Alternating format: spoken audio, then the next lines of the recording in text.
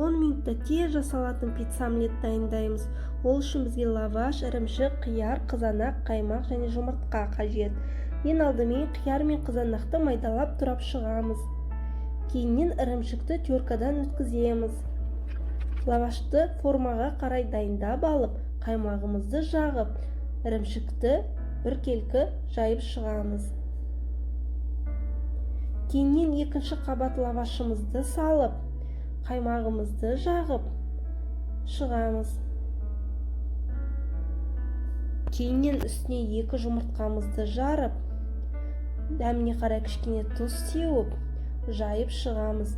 Үстіне қиярымызды салып, ірімшігімізді біркелкі салып, қызанағымызды салып, 180 градус қызып тұрған пеште 10-15 минут пісіреміз. Дәмді пиццамыз дайын. Міндетті түрде жасап көріңіздер.